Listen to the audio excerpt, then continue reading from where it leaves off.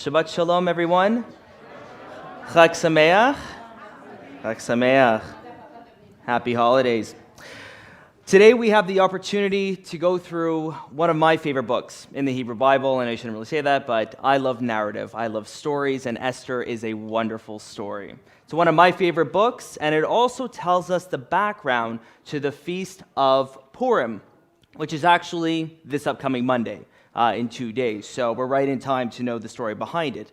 Purim is a translation of lots. Think about dice or something like that. And it commemorates when a certain evil man, who we will not name yet, a certain evil man casts lots in order to decide what day he should destroy all the Jews in the Persian Empire. Now, we're still here, so obviously it didn't work. So we're going to explore what happened and why his plans were thwarted.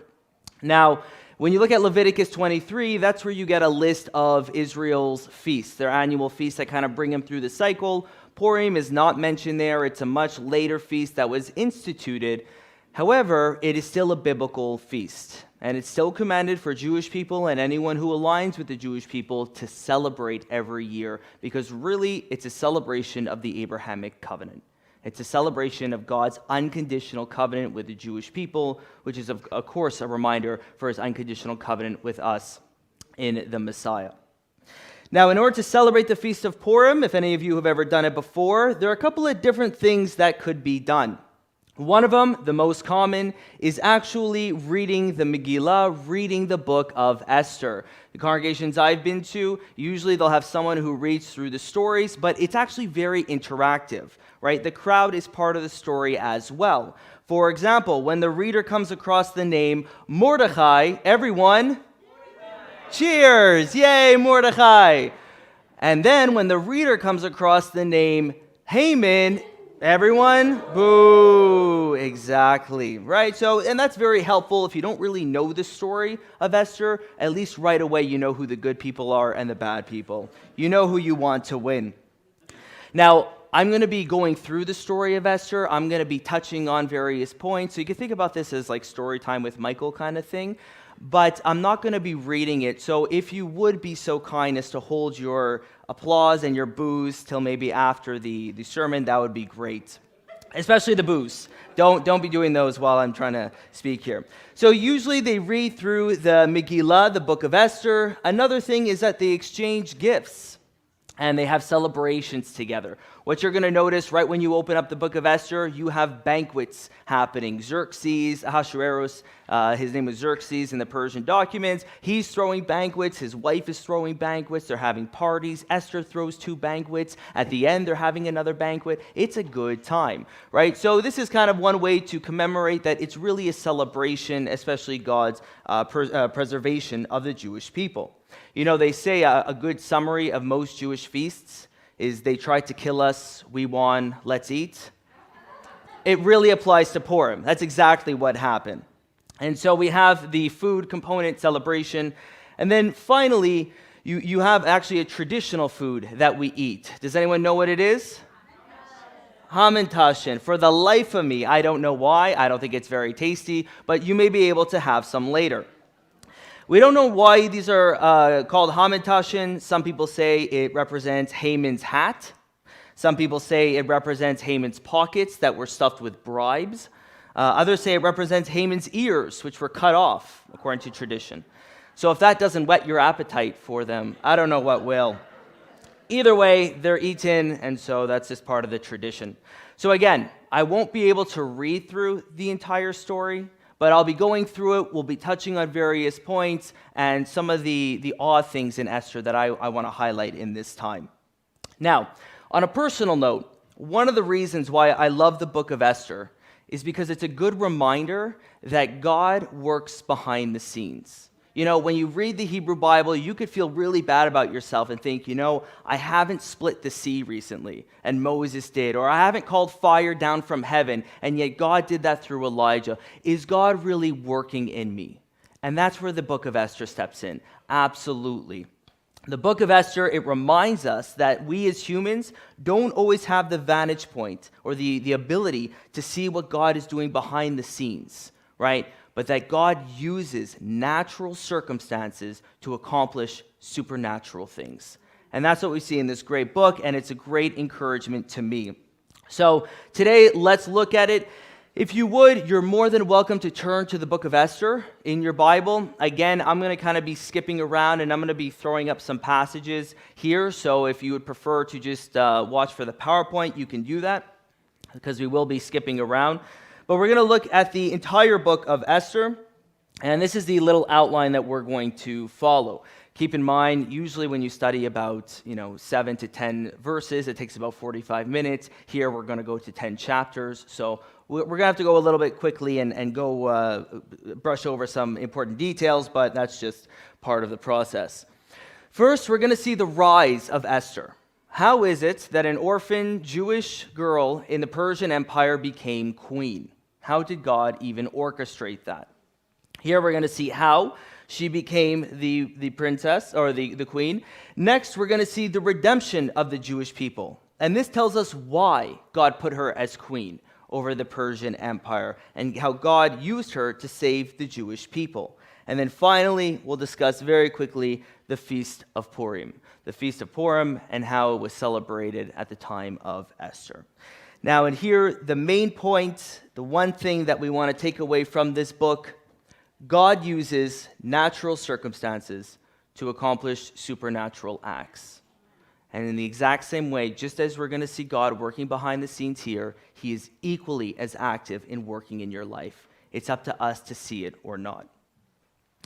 So before we jump in, some preliminary notes on the book of Esther. First, we don't know who wrote it. By tradition, they say Mordecai wrote it. That was a common Jewish tradition, because you have him writing down some things towards the end of the book, some of the accounts. Others say Ezra and Nehemiah wrote it, simply because they were around at that time. We don't know. No one knows. However, whoever did write it was a very good storyteller. They use a lot of foreshadowing, they use a lot of tension in there, and we're going to explore some of that. And they also knew Persian culture pretty well. Now, in terms of the audience, it was written to both the Jewish people as well as Gentile people. For the Jews and those who align with the Jewish people, it explains why we celebrate Purim.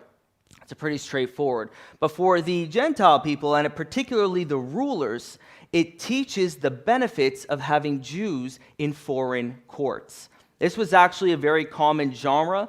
You see it in the Hebrew Bible, that it's advantageous to have Jews in foreign courts. Think of Joseph in Egypt. Think of Daniel in Babylon. Mordecai saves the king's life. Esther averts a huge disaster in the king's name. It's good to have Jews in the foreign courts. And so this is one of the points hit home in Esther. The one exception is, of course, Moses and Pharaoh. That wasn't too good for Pharaoh, but that's because he didn't listen. Now, we also have some what I call oddities in the book of Esther. The book of Esther is like no other book in the Hebrew Bible. One of the reasons being, and I'll just list 3 here, one of the reasons being that God's name is, as most of us know, never mentioned. God is never mentioned in the book, and that was one of the reasons why its inclusion in the canon and the sacred literature was debated. Should it really be in there? It never even mentions God. So first, the name of God is never mentioned. Second, Esther doesn't really appear, at least at first glance, to be a pious Jewish woman. There are some points where she appears to eat unkosher food, unlike Daniel, and there are other points where she seems to have had sexual relations with the king before they were married. Now, at this point in history, we're talking about 400 BCE, there was some debate whether you could have intermarriage between Jews and non-Jews, but you could never have sexual relations before marriage. And so why would Esther do that? So we're going to look at that oddity. Another one is Mordecai. Mordecai never appeals to God. When he doesn't want to bow down to Haman, he says, it's because I'm a Jew, but that's it. And so these blanks in the text, these oddities, lead to a lot of diversity in interpretation. And I will tell you right now, you will be shocked, first of all, if you pick up one commentary on Esther and another, the difference of opinion as to whether Esther was godly or not, but then also the anti-Semitism in many of the commentaries, that Haman only cared, or Mordecai only cared about himself, didn't care anything for God, which is really kind of ironic, given that Esther is really a treatise against anti-Semitism. So how do we deal with these different things? This is my proposal. You don't have to accept it. My proposal is when you approach the book of Esther, you need to read it with the lens, with glasses that presuppose or that assume that Esther and Mordecai are faithful Jewish people who love the Lord. When you do that and you start to see the clues, I think that the Lord put those clues in there to show us that these people were remaining faithful to God. So we're going to look at that together. I'm going to try to show that here, and you could see if you want to adopt it as you're reading as well. Now, this approach is actually good for life. You know, we as believers, we're here and we can look around and say, where is God? Right? Maybe God's just hanging out in Beth Ariel, but when we leave, we're kind of on our own. Or with the acknowledgement that God is always with us, that he's always present, we understand that that's our lens, and we could see his fingerprints much more in our lives. I think that's how we should approach the book of Esther. Okay, so let's jump in. We have the first point, the rise of Esther. Again, how did a nice Jewish woman become the queen of an entire empire? Now, I'm going to have some pictures up here. It turns out that they're a little bit dark, so I don't know, do your best to see them. If not, it's not the end of the world here. So first, the book opens up with banquets, as I mentioned before, parties, and things are going great.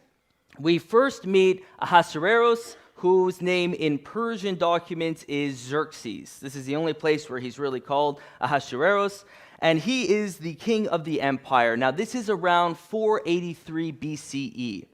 And what that means is, at this point in history, a lot of Jewish people are returning back to the land. They're going back to Judah. They were just exiled. They're going back. But many Jews are staying where they were, in foreign empires. And people ask, how can they do that? Why didn't they return? I say, look at today. Israel is reestablished, yet you still have many Jews who stay in their homelands or where they were. It is what it is. And so you have this first banquet. Here you have two banquets here. The first one goes on for 6 months. All right, 180 days, 6 months and a little bit. And this one is only for the army officers, the nobles, and the princes of his provinces, right? And so the main idea here, what people believe, is that this was really military planning. We know that he's going to be going to war soon, Xerxes. So this was for a military planning because they're going to go attack Greece. But then you have a second banquet. And this one was much more what we would consider party-oriented. Right, where you had for 7 days, everyone was invited. You had the food everywhere. He's showing off his riches and a lot of alcohol. The author is sure to tell us that.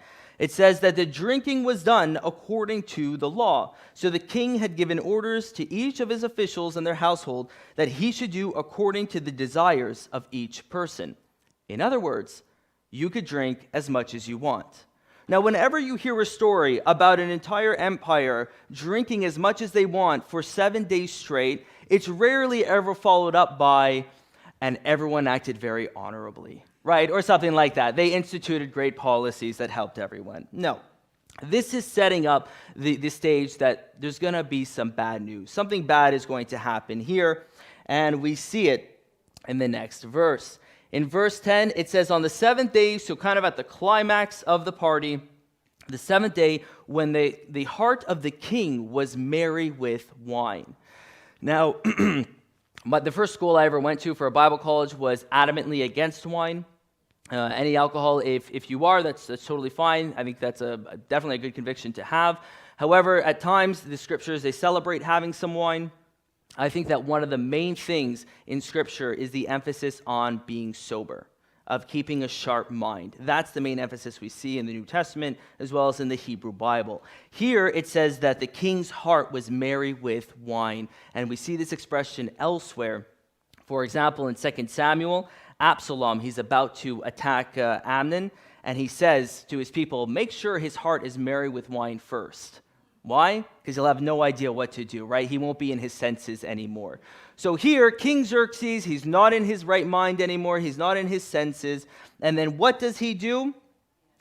He calls his wonderful wife Vashti to come and to display her beauty to the people and the princes, for she was beautiful. Now, what does this actually mean?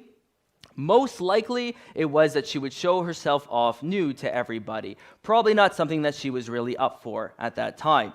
And so, to everyone's surprise, Vashti refused.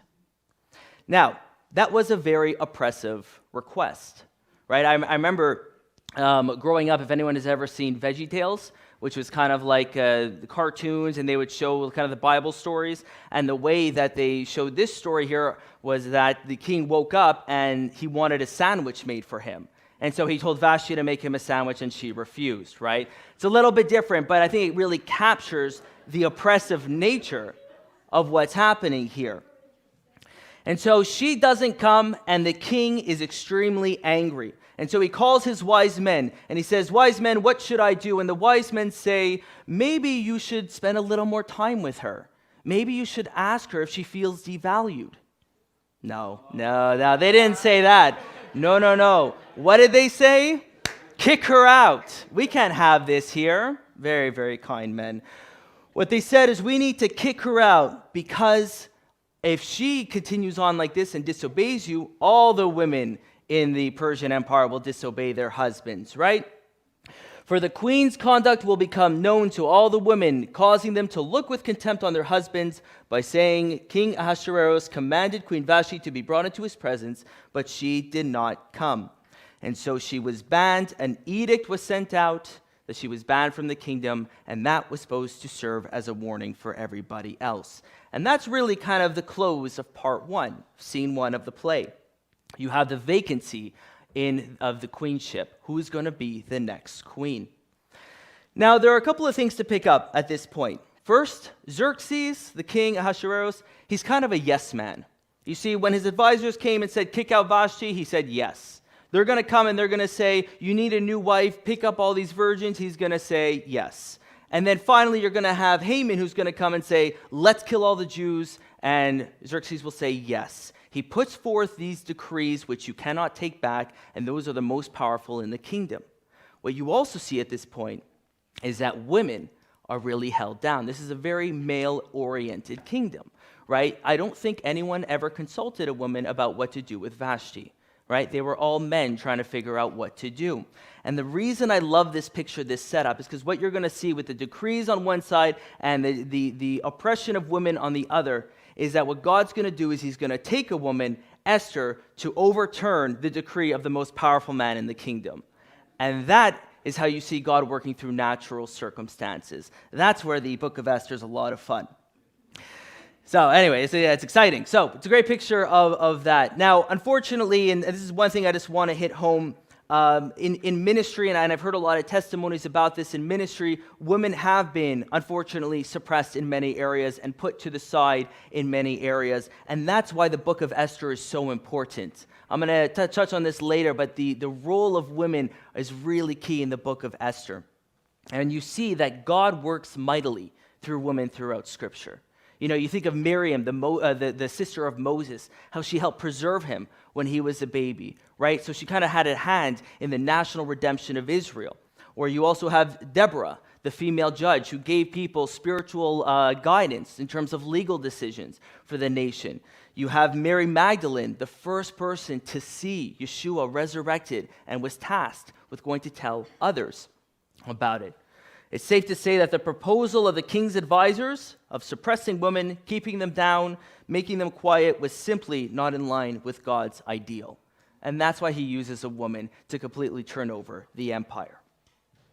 So here we have Vashti was disposed, and next Esther is going to be elevated as queen. We have a vacancy in the queen position, and so what the Xerxes decides with his wise men is that they're going to gather all the young virgins from the capital and bring them, and he'll decide which one he wants to marry. And this is where we meet Esther and Mordecai. Now, the camera goes towards Esther and Mordecai, and these two are cousins. They were from the exile, or at least Mordecai's family came out of the exile, and Esther was an orphan. And so Mordecai was watching over her, and they're both Jewish. Now, here's the important thing about the introduction of Esther. This is what it says. He, Mordecai, was bringing up Hadassah, that is Esther, his uncle's daughter. Esther is the only character in the book who has two names. If her name is Hadassah, why is she called Esther? Some people say that this is her Persian name, even though no one else has a Persian name. In the book, it appears, which means star. Others say that it comes from the Babylonian goddess Ishtar. Esther, Ishtar, sounds similar, so maybe. However, it's very important when you look at this text in Hebrew, what it actually spells out. Satar is the verb hide in Hebrew, so Esther means I will hide. And what we see here is that the name, Esther's very name, reveals what God is going to do. He's going to take Esther and hide her in the kingdom until he's ready to enact deliverance over for the Jewish people.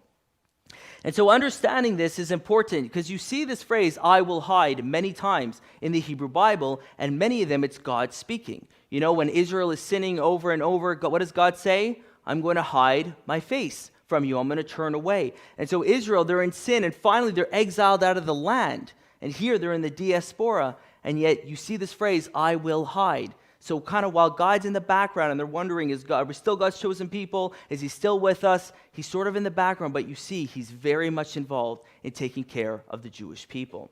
So the very name of Esther really tells you much of the story, that God is hiding her and he will use her to deliver the Jewish people. So Esther is chosen. She's known to be very beautiful. She's taken into the courts, and this is where we come to our issues. This is where we come to our oddities. Did Esther eat kosher food or unkosher food? And did she sleep with the king? So there's no explicit statement that she didn't do those things. But just kind of like how God is hiding Esther and you have to pay close attention to the text, I think that there are clues in the text that she didn't do any of those things. First, it says, now the young lady pleased the eunuch who was taking care of her and found favor with him. So he quickly provided her with cosmetics and food. And that's it. So at first glance, it seems like, oh boy, she probably ate unkosher food. Now, when you contrast that with Daniel, if you remember Daniel in the Babylonian court, when they offered him unkosher food, what did he do? He said, I don't want that. I can't do that. And then he had to eat vegetables, right? So he was standing to his convictions was Esther. So the first thing, I want to note a comparison, because I think there's a lot of similarities with Esther and Daniel. Note a comparison here. The bottom verse is Daniel 1:9, where it says, now God granted Daniel favor and compassion in the sight of his commanders, and that's why he didn't have to eat the unkosher food. Well, we have the exact same word, chesed, used here. Now, it's only used twice in Esther, so I think that the author is very intentional. And you see the similarities in this situation. Two Jews, they're both in foreign courts, and they're both offered unkosher food. Both of them are given chesed. They're both given favor. So if you're reading between the lines, it seems like, if you know the story of Daniel, maybe Esther didn't eat that food. The second thing is that the actual word for food here, that he gave her cosmetics and food, that's not the normal word for food. This word here is manna, and this is always used for either the priests eating the sacrifice or proper food for the Jewish people. So again, at first glance, it seems like she is not following the Lord or she's just going off and doing what she wants, but when you pay close attention, just like when you pay close attention to life and see what God's doing, you could see the hints and the way that he's working. So no, I wouldn't say Esther ate any unkosher food. The next issue you have is, were there sexual relations with the king? This right here is kind of a general statement of what would happen. Usually the women would would prepare themselves for a couple of months, and then they would go in with the king for one night, and then they would go back out. Presumably, they slept with him. It says, in the evening, the woman would go out in to the king's place, and in the morning she would return to the second harem, to the custody of Shaagaz, who was in charge of the concubines. Concubines never means a virgin. It always means someone who had sexual relations. So they go in and they come out as concubines. And then Esther goes in and we're thinking, oh my goodness, what's going to happen? As a nice Jewish girl, she shouldn't be doing this. But look at the details. Look closely at what the Lord has for us. It says, the king loved Esther more than all the women, and she found favor and kindness with him. So again, there's a hint. That term chesed, this is the second time that it's used. Only these two times. There's something, the Lord is with him, giving them favor. She found favor with the king and with him more than, and then he loved her, it says, more than all the other virgins. So she's not compared to a concubine. She's compared to a virgin. And then he married her. So you see, when you pay close attention to the text, it seems like the Lord gave hints that they were preserved, that they did love the Lord, and that's why he was able to use them so well. And it's a good reminder to us, that in 1 Corinthians 10:13, Paul, he's speaking to the church in Corinth, and he's using Israel in the Hebrew Bible as an example of, when they go into idolatry and things like that.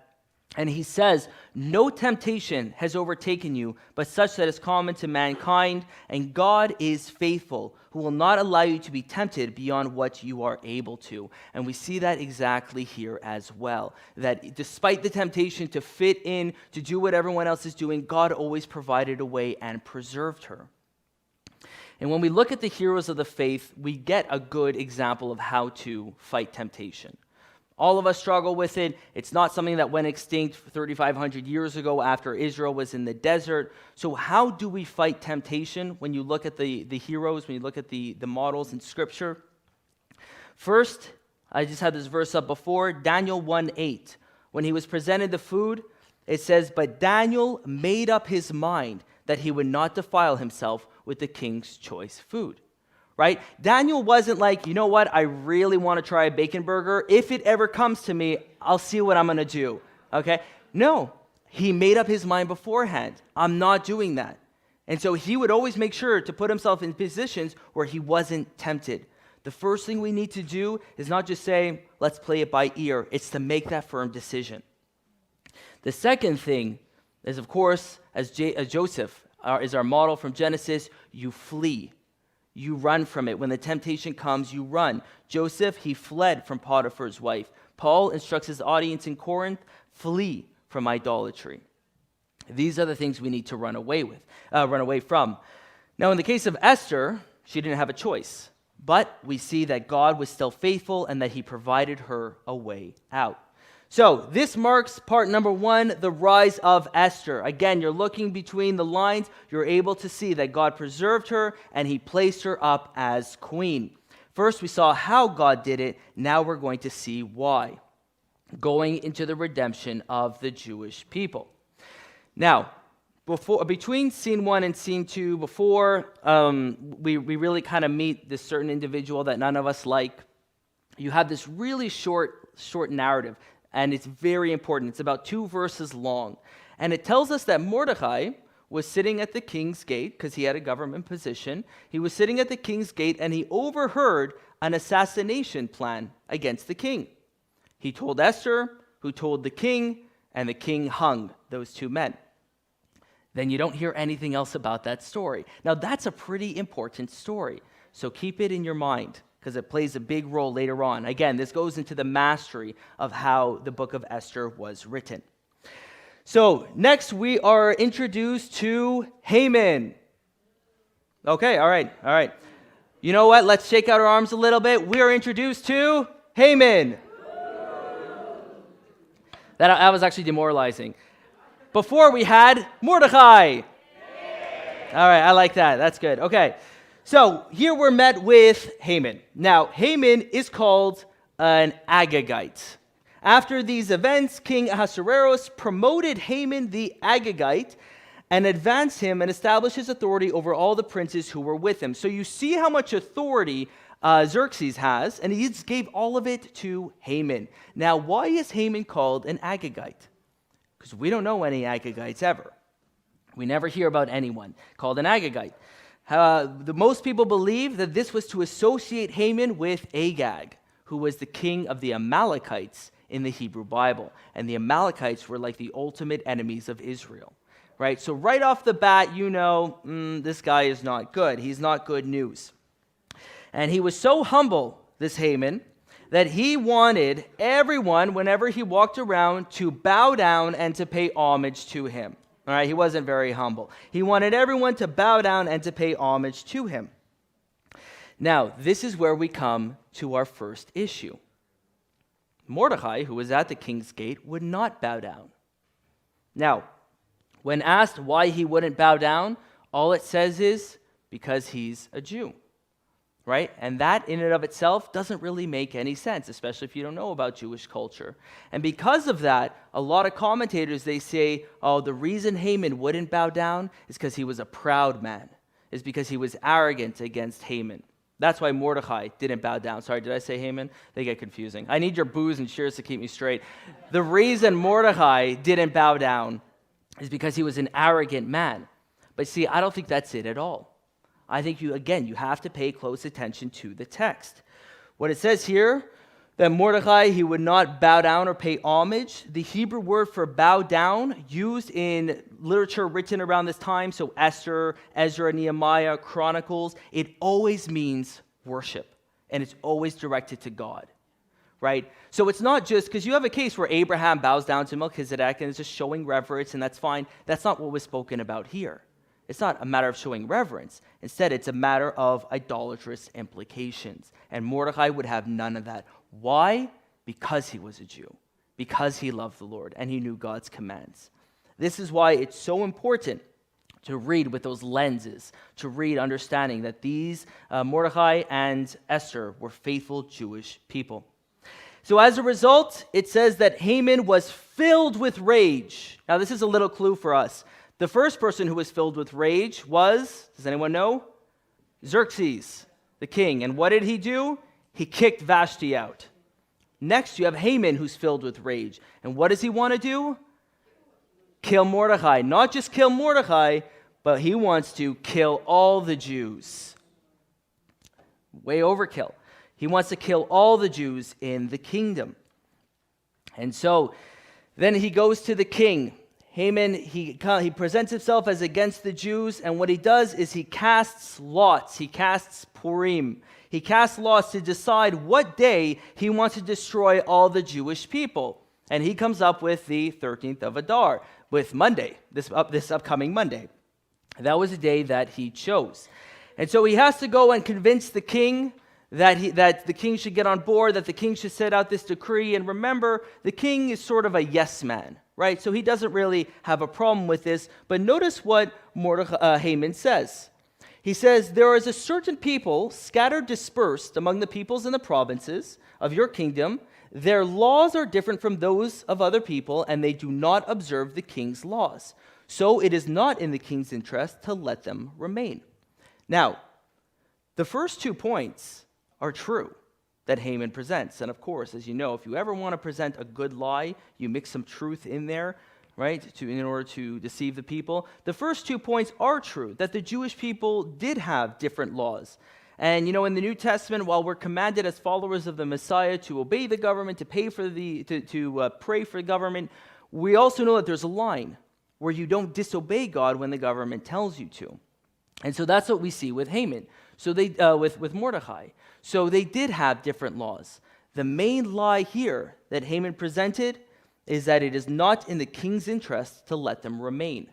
And this is why, again, this whole thing about court tails, the notion that it is advantageous to have Jews within your foreign courts, we just saw how Mordecai saved the king's life. And soon we're going to see the advantage of having Esther there. Unfortunately, Xerxes was not quite sharp enough, at least in the story, to see through all of this. And so he gives Haman the okay, and they set out the decree to destroy and to kill, to annihilate all the Jews the 13th day of the 12th month, and to seize their possessions as plunder. So that decree that you cannot take back, that you cannot cancel, it went out to all the lands. And it says that there was mourning and weeping amongst the Jewish people. Can you imagine if on Saturday we received a letter that on Monday all the Jews will be attacked and be killed and their stuff will be taken from them? There would be great turmoil. And so then what do? The camera turns over towards Mordecai, and Mordecai, he's weeping, he's ripping his clothes. And then through a eunuch, he communicates with Esther, who's in the kingdom. Now, Esther, for whatever reason, isn't aware of this decree yet. And he goes to Esther and he says, please, Esther, go implore yourself to the king. Go say that you're Jewish. Go say that it's going to destroy your people. But Esther says, I can't. And she has a very good reason why she can't. She says, for any man or woman who comes to the king who is not summoned, so if the king doesn't call you to come forward, there is but one law, that he will put you to death, unless he puts forward his golden scepter, and that you may live. And then she says, and I have not been summoned to come to the king for these 30 days. Now, the way most people understand this is that Esther has not been summoned for the past 30 days, so therefore she shouldn't go. However, when you look at the Hebrew, the pronoun these 30 days, what that means is that she has been told not to come for these 30 days. It's not that she just wasn't summoned, so, oh, hey, I stumbled upon here, how are you doing? She was told, do not come into the court. And so she would be directly defying the command of the king to go forward. Now, she presents her doubts. Now, if it was me, that's a pretty good reason. You don't want to get killed. She presents her doubts that she doesn't want to go. And again, when you read the commentaries on this, they say that Esther was just self-serving and self-seeking. But in reality, Esther was in great company. Abraham had doubts. And in Genesis 15, how will I know, God, that you're actually going to give me children? Moses had doubts. He tried to think of every excuse under the sun not to go forward. Giants of the faith have doubts. The notion of having doubts is not wrong. It's what you do with them. Do you get into the wrestling match with God, or do you just walk away? And this is what I love here. Mordecai, he doesn't say, as I would have, he doesn't say, you're right, forget it. He pushes. He pushes Esther because he's able to see the big situation. He's able to see what God is doing behind the scenes. He says, do not imagine that in the king's palace, you can escape any more than all the Jews. In other words, you're going to die just as much as everyone else. For if you remain silent at this time, relief and deliverance will arise for the Jews from another place, and you and your father's house will perish. And who knows whether you have been attained royalty for such a time as this. He's really putting the pressure on her. Now, quick note, this statement right here, relief and deliverance will arise for the Jews from another place. Often this is highlighted from from Mordecai, that he's acknowledging God's presence, that God will preserve them. However, there's been a lot of pushback in recent years, and I think it's right, because contextually it doesn't really make sense to say deliverance will come from somewhere else, because if deliverance would come from somewhere else, why does that make Esther have to go forward to the king's court? Then deliverance will just come from somewhere else. Also, he says that when deliverance comes from somewhere else, your father's house will perish. Well, how does that make sense? That includes Mordecai also. That's why a lot of people, they reinterpret this as a rhetorical question. Do not imagine that you will escape, for if you remain silent, will relief and deliverance arise for the Jews from another place? A rhetorical question saying no. God placed you here for a very special purpose. It is up to you now to fulfill it. And so I love here that Mordecai, he puts the pressure onto Esther, right? This big dosage of Jewish guilt, if you would. Esther, she says, go, assemble all the Jews who are found in Susa and fast for me. Do not eat or drink for 3 days, day or night, and thus I will go to the king, and if I perish, I perish. Now let me ask you, what very important detail is missing from this statement? Pray. Okay? No one just fasts for fun. That's a diet when you're just fasting for fun, right? She doesn't mention prayer. And again, this is why you need those lenses. This is why the fact that prayer isn't here shows you there's something you're missing. Look at it through the lens of understanding these people as faithful Jews. She asked them to go forth to fast and obviously to pray on my behalf. And then she's going to go before the king. Now, I love this interchange between Esther and Mordecai. Why? It's a great example of what we need also as believers. We need a Mordecai. We need a friend, a mentor in our spiritual lives who will push us, who will not just take our first excuse, but who will really dig in there and push us to do the right thing. It's kind of like when it speaks about iron sharpening iron in the book of Proverbs. Proverbs 11:14 says, where there is no guidance, the people fall. But in abundance of counselors, there is victory. And accountability is the absolute necessity in spiritual life. We need accountability. We need a mentor, someone over us who's going to push us in our spiritual lives. Now, of course, how do you choose a mentor? Who is a good mentor? If we use Mordecai as an example, we would say three things. First, it's someone with a consistent character, right? Mordecai took care of Esther when she became an orphan. He checked up on her when she was in the harem, and he was in constant contact with her through the eunuchs, right? So what you don't want is for someone to be your mentor who's hot for God one day, but then you don't speak to them for the next 2 weeks. You want someone who's going to be there and walk through life with you, someone with a consistent character. Second, someone who's strong in the Lord. Again, Mordecai not bowing down to Haman, that wasn't pride. That was his devotion to the Lord. You want someone who's strong in the Lord. And third, and of course, someone to push you. If Esther told me I don't want to go because I'm going to die, again, that's a pretty good reason. Mordecai wasn't having it because he saw the bigger picture. We want that type of accountability, and that's how we're going to soar in our spiritual lives.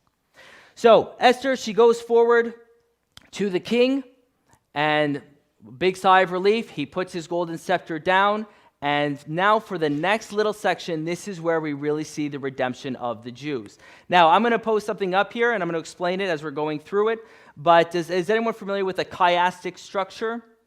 Chiastic structure means you kind of have a story, and you have repetitions throughout the story, and it's the middle point that matters the most. So I'll just show you what we're going to look at here and how kind of the author of this text put it all together. First, when Esther goes and the king says, "What would you like?" she invites the king and Haman to her house for a feast, kind of honoring Haman, right? And that's amazing.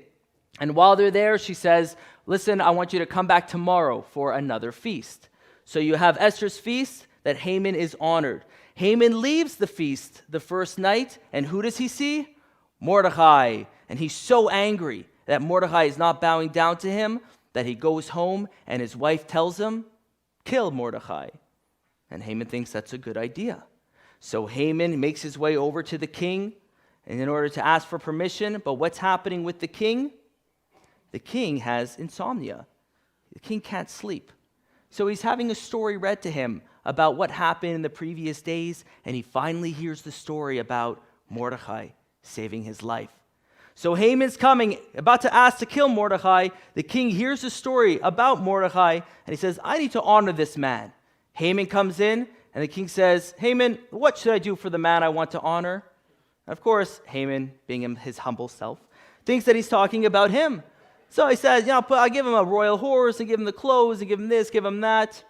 And then the king says, "Great, do all that for Mordecai." And the king, Haman, was weeping. And so then you have Haman's humiliation before Mordecai as he's carrying him around there. And then finally, we go to the last feast. Now, this is the chiastic structure that we have here, A, B, C, B, A. Notice the change. The first feast was to honor Haman. The second, he was going to be dishonored. First, you have Haman's arrogance against Mordecai. He's so mad. Next, you have his humiliation against Mordecai. And all of it was because some Persian king was not able to sleep. That's how we see God working through natural circumstances. Because one Persian king couldn't sleep, the Jewish people, according to the structure, were redeemed. That's how we see God working behind the scenes, which is very exciting. Okay, so quickly going through these details here. You have Esther's feast. Haman is honored. Okay, so she goes. The king says, "What can we do?" She says, "Come to my house for a banquet, for a feast." Now, why? Why a feast? Again, I think it has to do with the first time we had a feast, Vashti was kicked out.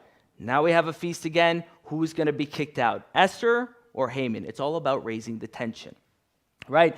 So the king says to her, "Whatever is your petition, say it to me and I will give it to you." And she says, "If I have found favor in your sight, I'm going to tell you tomorrow what I want." Perfect. So next we have Haman leaving. And he's walking. He comes across Mordecai and he gets very angry. Why? Because Mordecai would not bow down to him. He would not show any reverence. So Haman, he goes home to his wife, Zeresh. And keep that up. Zeresh is actually, she makes the most profound theological statement in the entire book. Zeresh, she goes home to Zeresh, and he's so angry. He says, I don't know what to do about this Mordecai. He's robbing my joy. So what does Zeresh say? She says, have a gallows 50 cubits high made up, and we're going to hang Mordecai on there, right? Lovely wife, I'm sure. Let's destroy him. So he likes this idea, as we just said, and he's on his way to the king. And here we have the king's insomnia. So again, the king sees him coming, and he says, what do I do for the man that I want to honor? And Haman says, may you take this horse, you put royal figures on it, place royal clothes on the man, and then as he's going around, have people cry out, this is the man who the king honors.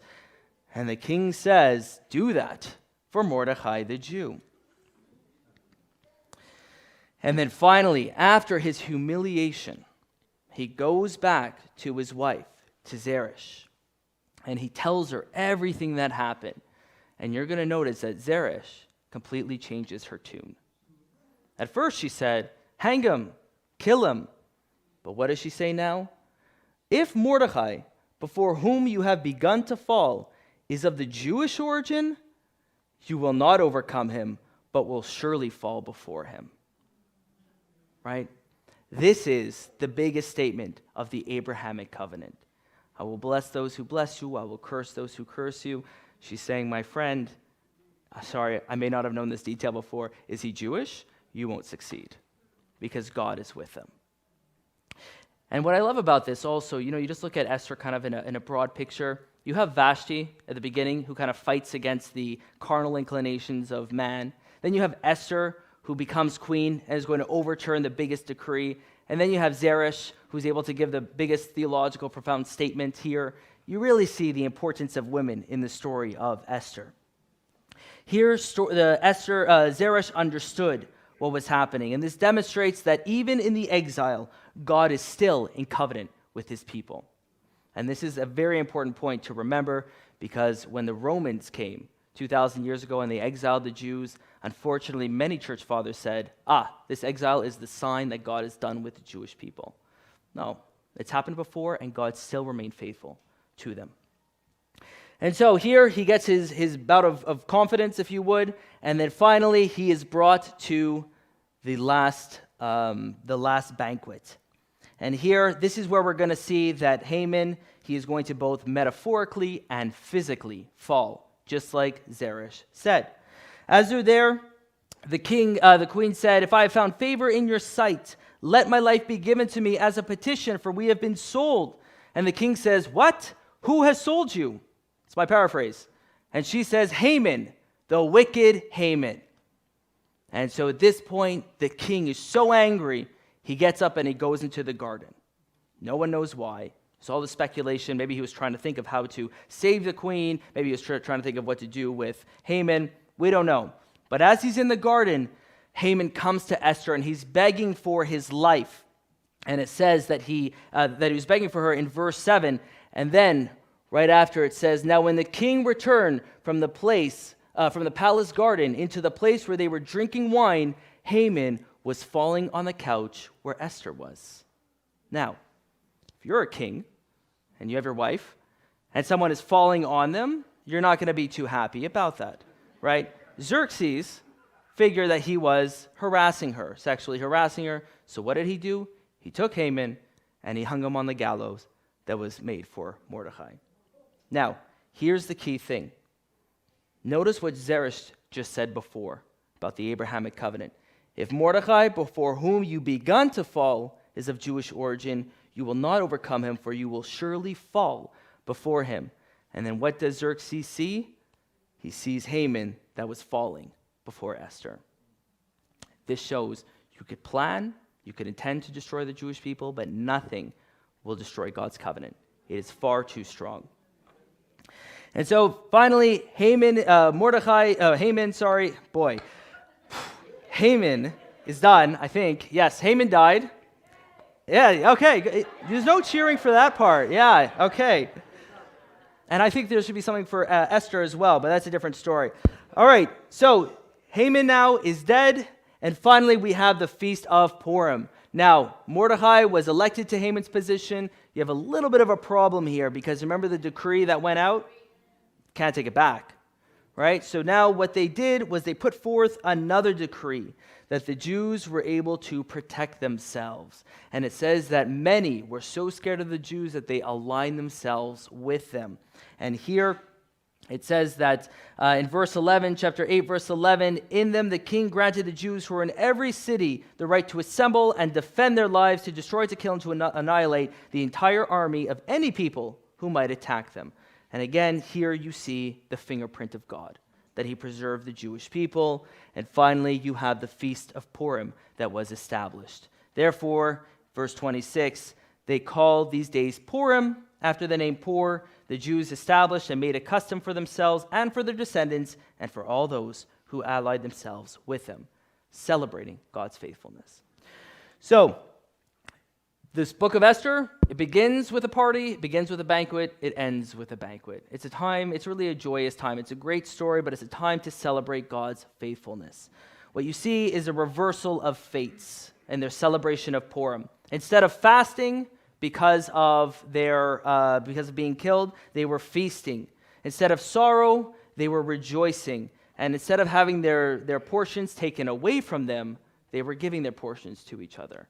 And that was the beautiful way that it was celebrated. So, by way of application, what can we take away from the book of Esther for today? First, again, most importantly, God uses natural circumstances to accomplish supernatural tasks, right? It's easy to compare ourselves with others. Whether you hear about missionaries doing amazing things or you look in the Bible and see what God does through people, it doesn't mean, just because it's not happening to you, that God isn't working intricately in your life. Imagine Esther came to you and said, God is doing nothing with me. I have not split the sea, right? No. God used Moses to deliver the Jewish people out of Egypt. God used Esther to redeem the Jewish people in Persia. The exact same God, it's just the method was different. So God still uses natural circumstances in order to bring about his will. So first, don't ever be discouraged. The most important thing, and this is point number 2, we must remain faithful during the quiet times. You know, we could read through the book of Esther. I just made it through. I think I went a little bit over. But, you know, we went through the book of Esther in about 45 minutes, right? It actually took about 9 years for that whole thing to take place. Esther was in the harem for about 5. Now, during that time, first month, second month, third month, fourth month, she could kind of get tired of, oh, I can't eat this food, I can't do what they're doing. She could start to assimilate. She could start to leave behind her past, right? But no, she remained faithful to God. And that's why when the Lord called her and Mordecai pushed her, what did she say? Have the people pray for me, because she still trusted that God was with her. So the first thing, understand that God uses natural circumstances. And the second, even when we don't see things happening right away, remember to be faithful. That's what God called us to, so that when he does bring us up to the plate, we know to follow him. Let's pray. Father, thank you, Lord, for the book of Esther. Thank you for your preservation of the Jewish people. Lord, I thank you for how well it was written, how fun it is to read, God. But I also just pray, Lord, for the reoccurrence of history, God, the fact that anti-Semitism does reoccur over and over and over, Father. And I pray that as we're here, Jews and Gentiles, one in Messiah, Lord, that we will stand against anti-Semitism, Father. We will stand with the apple of your eye, Father, in order to honor your name in all that we do. We pray in Yeshua's name. Amen.